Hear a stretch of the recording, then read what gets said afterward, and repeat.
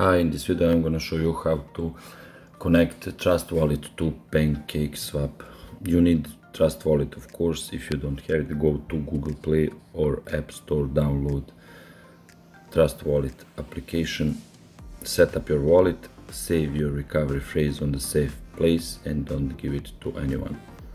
When you are done with that, go to your Trust Wallet, click on DApps, and in this menu you will see Pancakeswap in DeFi section. Just click on that. At the top of the screen you will see Pancakeswap.finance. Just wait to load, and in the top of the screen here you will see my wallet is already connected. If your wallet did not connect, you just click connect and it will be connected. Here you will see your BNB balance. You need BNB in order to buy tokens on Pancakeswap. That is all.